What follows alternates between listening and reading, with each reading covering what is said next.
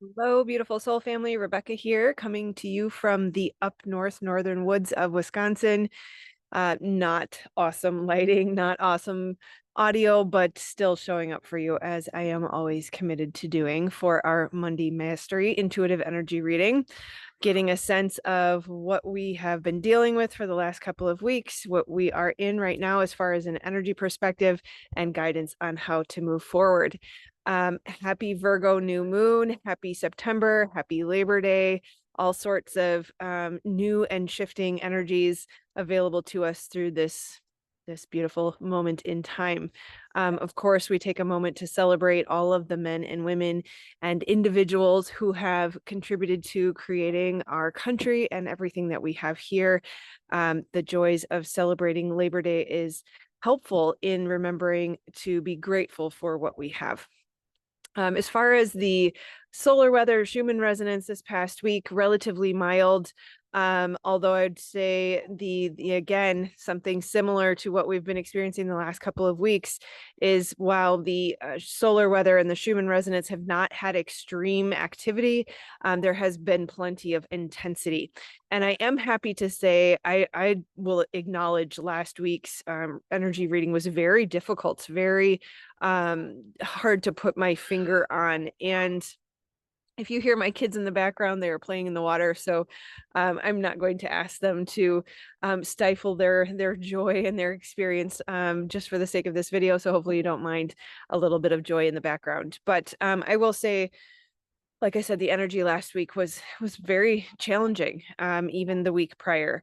And I alluded to this last week, and I think I caught myself later after it was too late, realizing that I didn't quite fully articulate the thought. And there was something around this June, July, August timeframe where we sort of went into the underworld to look at the shadows, to deal with something. And it was an intense time. And it seems as though that period of time is now in its culmination moment. And it's interesting because I tried to articulate that last week and didn't fully finish the thought. And so divine timing is always perfect. So it's interesting that I am very much feeling the evidence of that and seeing the evidence in the external of that this week. So interesting stuff. Real briefly, as far as the solar weather, pretty much quiet all week, although we had low KP index measures of 4 and 5 multiple times throughout the week. So that's about a G1 storm, very minor. So if you were to look at the KP index, we're still in the green yellow range. We're not even approaching orange and red, but still that is enough, right? So I really do want to call out, and it was interesting because I didn't really have a sense of it last week when I recorded the video. But after recording, it became very clear, especially into Tuesday and Wednesday, there was a very dark, heavy, dense energy. And I hate to say dark because I don't like to speak in terms of good and bad. But it was very, very challenging for many people, including me. And oftentimes, as someone who produces content and as a mentor for others, there is a higher level of standard or expectations that I put on myself to be a leader, to be committed, means to walk the path, to do the work. And it's very common and easy to step into a critical tone towards yourself. And so sometimes I do all the work and try to make sure that the energy is high, and sometimes there's external influences that are going to challenge us, and that doesn't mean we're doing anything wrong. So it's very important to me to maintain the right to be human and to experience difficult energies in a difficult way sometimes. And this past week was one of them. Monday in particular, although I didn't really have a strong sense of it until Tuesday and Wednesday. Hindsight is 2020. So, and of course, I always see the patterns throughout the people that I work with as well. And it was evident for many people that this energy of uh, it's a part of me wants to say hopelessness and yet not at the same time, that there was this questioning is probably better. The questioning of, is this all there is? Is it ever going to get better? Is it ever going to change? A very heavy energy. And that was primarily Monday into Tuesday. Tuesday started to feel more like the two worlds walking. the sleep disturbances, strange in between feeling, and again, that questioning of when will change come. And then as we moved into Wednesday, it was lightening a little bit, but not, I didn't see significant relief until maybe even Friday, Saturday. Um, it was starting to get lighter Thursday. I would say I became a little bit stronger, or felt the energy of more of a fighting back, a pushing back on that difficult energy, just insisting on seeing grace and support and provision. Although Friday was relatively um softer and a slower energy, we did still have a KP5 geostorm that day. There were minor Schumann resonance spikes all throughout the week. And then by that point, by Friday, we're getting into the intensity of a new moon, which, if you follow me, you know, new moons and full moons tend to have a 3-day period of buildup and decrease or decline before and after the event. And it's interesting, if you follow Stefan Burns, he does explain why that happens. Neutrinos and all sorts of energies that we're receiving. I can't get into the details of that, but I can say that there is a significant impact 3 days before it, 3 days after. So by Saturday, we were starting to get into sort of the moon intensity. People around me were pretty agitated. And yet, simultaneously, clarity was starting to come in, more connection to the divine, more feeling into the revision of the direction that needs to happen. That's something about that June, July, August-ish time frame where it really felt like, you know, the 3D and the 5-day train were leaving the station. Relationships were either dissolving and falling away, or people were clinging to them. And now we're starting to see sort of the decision that we made and the repercussions of that decision, and make revisions around our intentions and how we want to move forward. And it's interesting because in the agitation of, or the moon intensity energy, people getting aggressive or agitated can actually be beneficial. I'm getting a strong sense of a fed upness is the term I want to use. It's kind of a feeling of like, get it over with already. Let's get on with it. And it's actually, I see this as a benefit, although kind of the agitation's not very comfortable. I'm feeling a sense of the fed upness is actually a really good thing, because think about the times when you have really truly enacted effective change in your life. It usually comes from that place of enough is enough is enough. I'm not taking it anymore. We're done with this crap. We're moving into a new direction. And I think that collectively humanity needs to come to that point of enough is enough. We're not tolerating this anymore. And it's a break in the energy that shifts us into, okay, now we're going to do something about it, both on the personal and the collective level. So that, while not fun, seems to be helpful, that we are at a breaking point. This will not last forever for anybody who's still kind of in that energy. I do want to mention too that with the energy of Monday, Tuesday, Wednesday, sort of that heavier questioning of, is this all there is? Is there really hope for humanity, hope for us individually? It can be very easy to get sucked into the downward spiral of the negative thinking. We know that, energy tends to gain momentum in whatever direction it's moving, and we can wield that. We can shift and change it. We can say either we're going in the direction of positive belief and positive intended creation, or we can allow the negativity to pull us down, and we can kind of get sucked into the negative energy, the disbelief, the despair, the depression, the anxiety, all these things.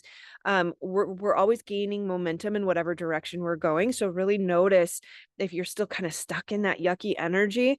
It's going to be you have to do something significant to break the state.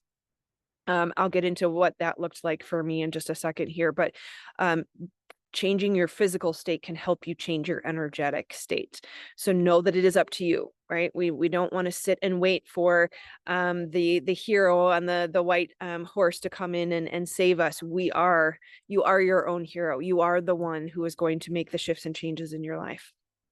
Okay, so the slight agitation that we've been dealing with for a couple of weeks now, thank goodness it's finally pushed to a point of clarity, that breaking point that's creating a shift. we are possibly starting to recognize what we have clung to.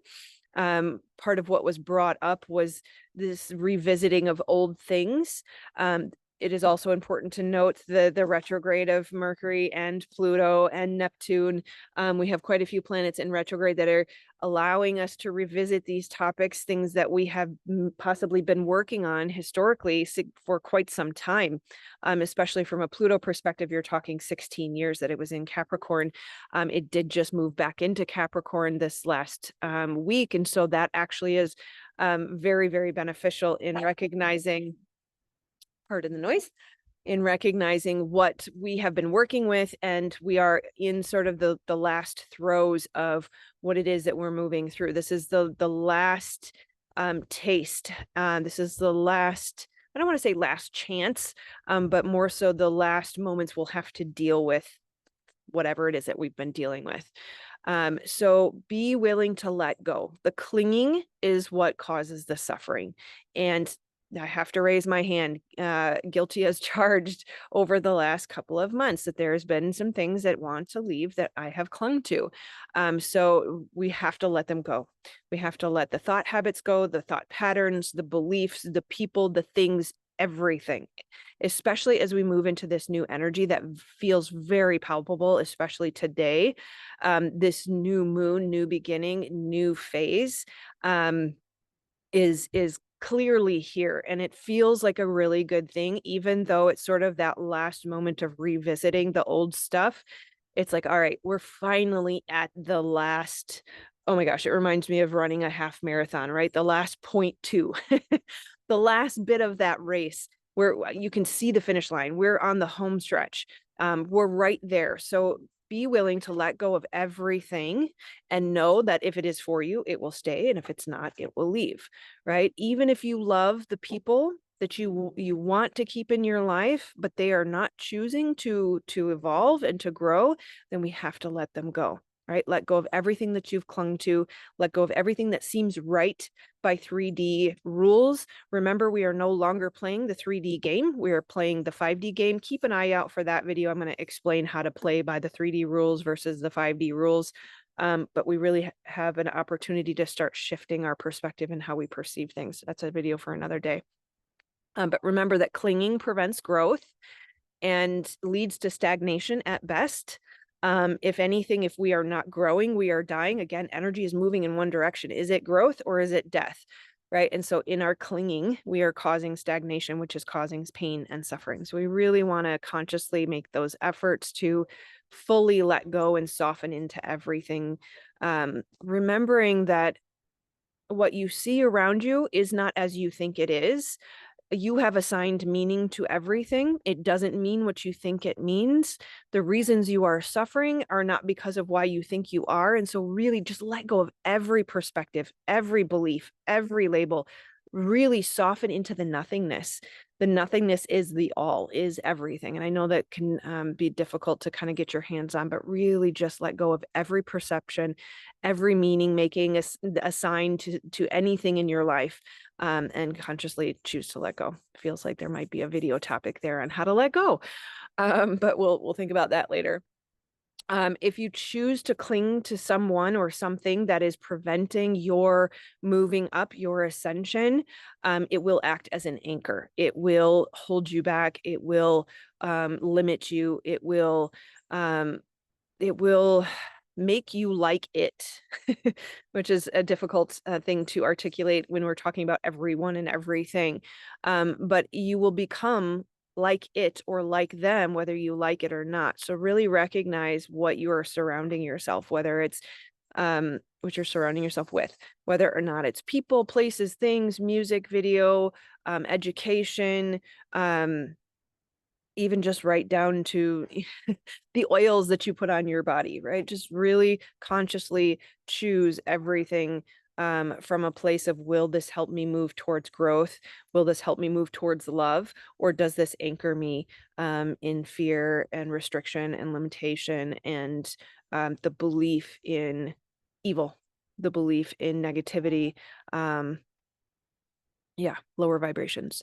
Remember that whether or not you might love someone so much and want to be with them and want to be around them, but they're not able to focus on love. They're not able to see the good that's around them. No matter how much you try to sustain your higher vibration, you try to stay in love, but they choose to focus on fear and problem, it will get inside of you. It's not possible to keep these things out if we continue to subject ourselves to them over and over and over. Now, you can be in a place with someone for an hour or two and not let that be an issue. But if you're in that environment all the time, it is going to get in you. Whether you like it or not, it will have an impact on you. So we really have to make those tough choices in letting go of things that are holding us back.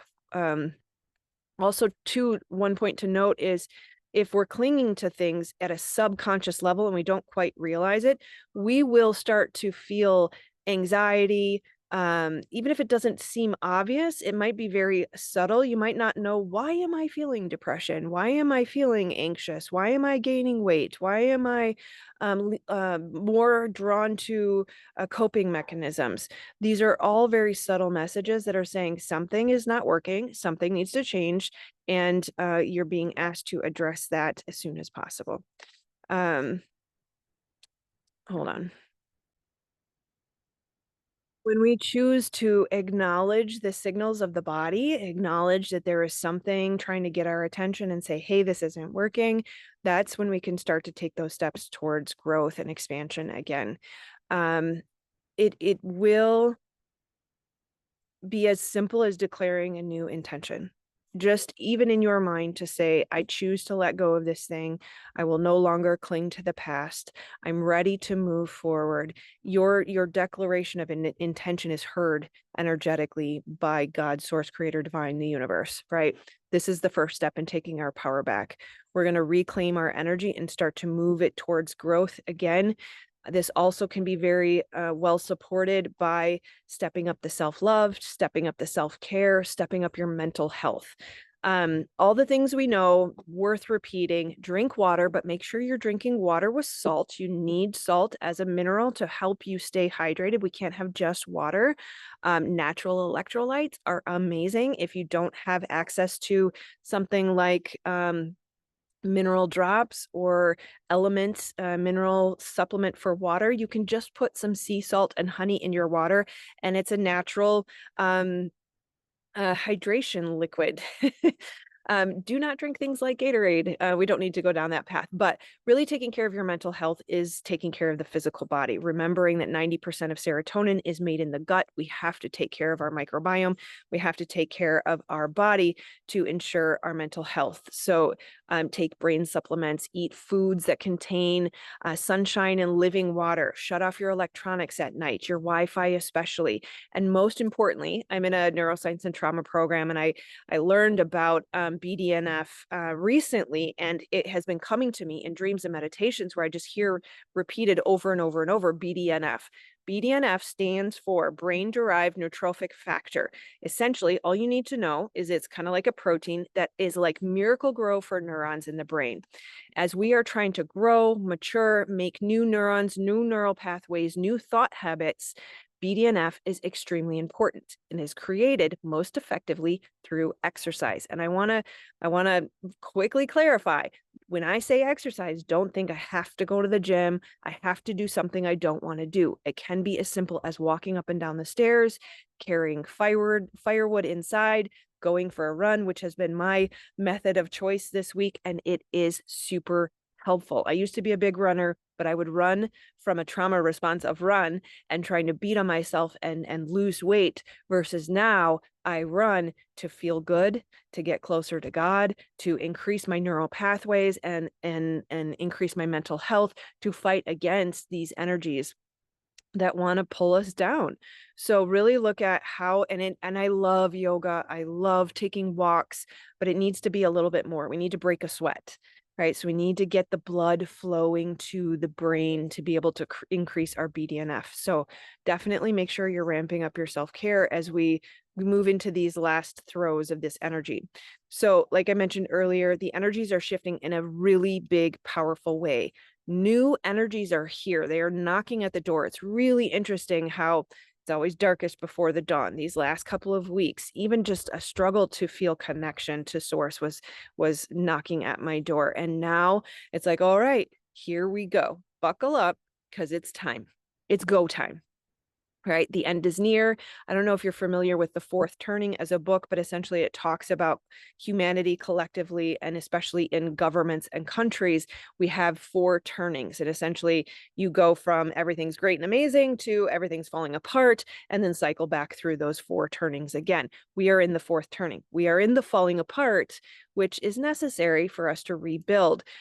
We also, from an astrological standpoint, we have 5 outer planets changing signs in the next year-ish, give or take a few months. So it is impossible for things to stay the same. This is, again, speaking to that fear of like, is it ever going to get better?